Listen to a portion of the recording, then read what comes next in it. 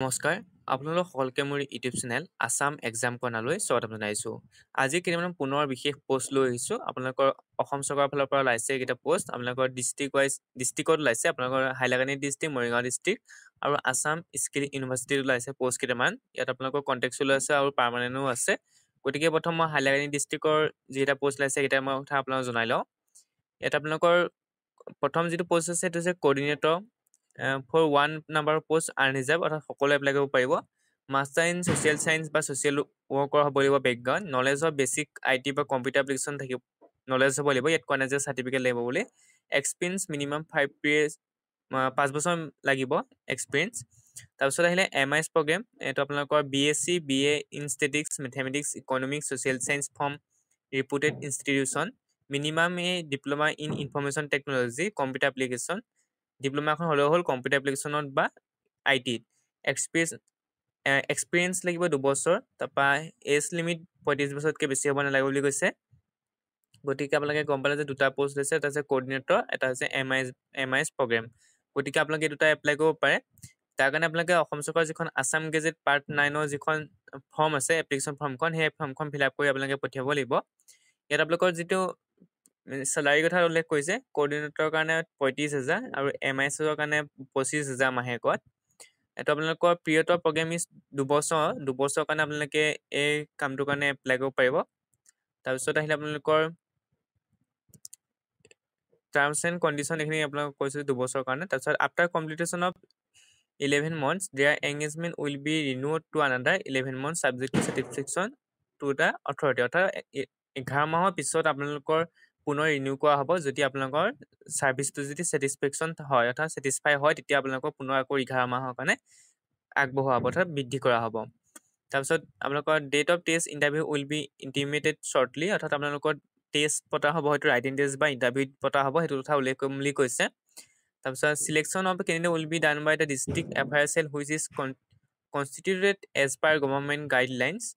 তাৰপৰা only shortlisted candidate will be call for interview no' TADA will be admissible for the interview. তাৰপিছত incomplete, আপোনালোকৰ যদি incomplete হয় সেইখন ফৰ্মখন, তেতিয়া ৰিজেক্ট কৰা হ'ব বুলি উল্লেখ কৰিছে।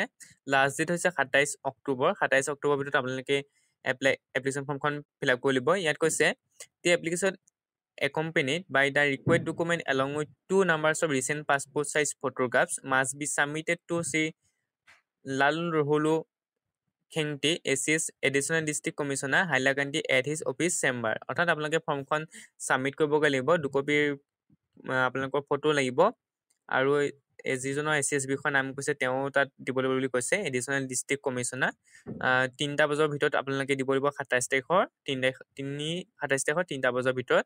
ছানডেত বন্ধ থাকিব আৰু হলিডেবিলাকত বন্ধ থাকিব। গতিকে তাৰ খোলা বাৰত গৈ আপোনালোকে এই ফৰ্মখন ছাবমিট কৰিব লাগিব।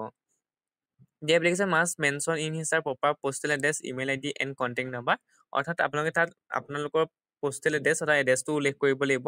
ইমেইল ID আৰু কণ্টেক্ট নাম্বাৰ, ফোন নাম্বাৰটো উল্লেখ কৰিবলৈ কৈছে। গতিকে আপোনালোকে তাত খালী জেগাতে লিখি দিব সেই ফোন নাম্বাৰ, ইমেইল IDটো।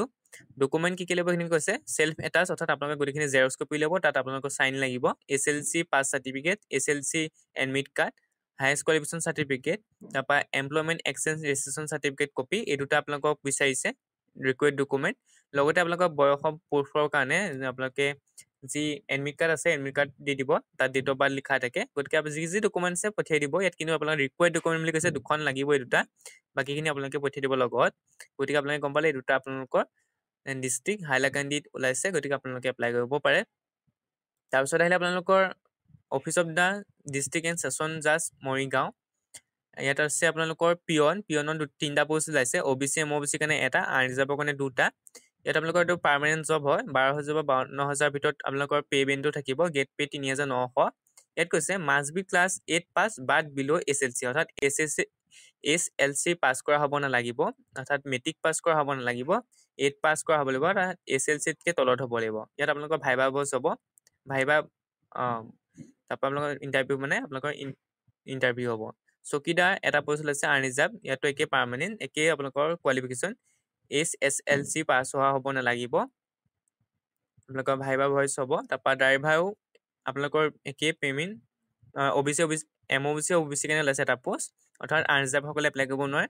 বা SC ST সকলে এপ্লাই কৰিব নোৱাৰে এইটোত আপোনালোকৰ 14,000 বা 17,000 payment must be HSLC pass তাৰপৰা must hold valid professional driving licence থাকিব লাগিব LMV গতিকে যিসকলে LMV চাৰ্টিফিকেট আছে লাইচেঞ্চ আছে তেওঁলোকে এপ্লাই কৰিব পাৰে মেট্ৰিক পাছ হ'ব লাগিব স্কিল টেষ্ট হ'ব লগতে ভাইভা ভইচো হ'ব প্ৰচেছ চাৰ্ভাৰ কাৰণে OBC MOBC এটা পোষ্ট ওলাইছে must be graduate in discipline right in this হ'ব followed by viva voce must be knowledge of computer language official language জানিব লাগিব অফিচিয়েল লেংগুৱেজ অফ আছাম অৰ্থাৎ অসমৰ যিটো ভাষাটো জানিব লাগিব বুলি উল্লেখ কৰিছে গতিকে আপোনালোকে এইকেইটা পোষ্ট এপ্লাই কৰিব পাৰে টোটেল আপোনালোক 6টা পোষ্ট ওলাইছে মৰিগাঁও ডিষ্ট্ৰিক্টত গতিকে আপোনালোকে এপ্লাই কৰিব পাৰে এপ্লাই কৰিবৰ কাৰণে আপোনালোকে ইয়াত উল্লেখ কৰিছে আপোনালোকে এজখিনি চাব 40 বছৰতকৈ বেছি হ'ব নালাগিব upper age limit for candidate shall not 40 years for unreserved category আৰু 42 বছৰ আপোনালোকৰ OBC MOBC কাৰণে candidate applying for the post driver must submit a copy valid driving licence অৰ্থাৎ যিসকলে ড্ৰাইভাৰ পোষ্টটোৰ কাৰণে এপ্লাই কৰিব তেওঁলোকে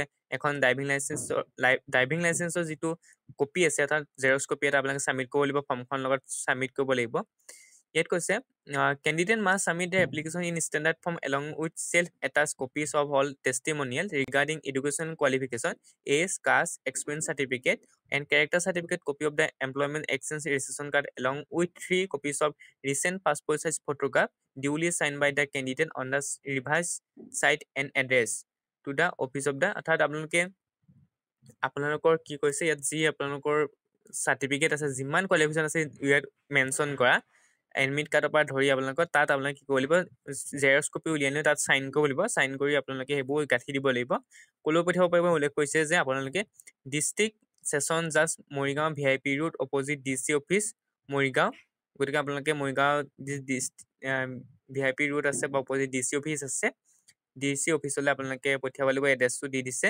গতিকে আপোনালোকে এই এড্ৰেছত আপোনালোকে পঠিয়াব পাৰে ইয়াত কৈছে থ্ৰু পোষ্ট দি candidate who intend to submit the application by hand directly drop the application in the drop box which will be keep in the office of the district session জাজ অৰ্থাৎ যিসকলে ডাইৰেক্ট হাত দি যাব গৈ পেলাই দিম বুলি ভাবিছে তেওঁলোকে ডাইৰেক্ট গৈ DC অফিচত থকা মানে ছেছন কোডত থকা তাত এটা ড্ৰপ বক্স থাকিব তাত গৈ আপোনালোকে দিব পাৰে আৰু যিসকলে দিব নোৱাৰে তেওঁলোকে পোষ্টৰ যোগেদি পঠিয়াব পাৰে এইটো এড্ৰেছ হয় এড্ৰেছটোত এনভেলপৰ ওপৰত এড্ৰেছটো লিখি কি কাৰণে এপ্লাই কৰিছে সেই কথা উল্লেখ কৰি আপোনালোকে দিব পাৰে আৰু যিসকলে গৈ পেলাই দিম বুলি ভাবিছে তেওঁলোকে 10টা বজাৰ পৰা 5টা বজাৰ ভিতৰত দিব লাগিব লাষ্ট ডেট হৈছে আপোনালোকৰ 10 নৱেম্বৰত আপোনালোকৰ লাষ্ট ডেট 10 নৱেম্বৰৰ ভিতৰত আপোনালোকে এপ্লাই কৰিব লাগিব গতিকে এনভেলপত কি লিখিব লাগিব সেইটো কথা উল্লেখ কৰিছে application for the post of the peon in the district and session জাজ এষ্টাব্লিছমেণ্ট মৰিগাঁও আপোনালোকে পিয়নৰ কাৰণে তেনেকৈ লিখিব লাগিব ফৰ দ্য চকীদাৰ পোষ্টৰ কাৰণে লিখিব লাগিব application for the post of chowkidar in the district session জাজ এষ্টাব্লিছমেণ্ট মৰিগাঁও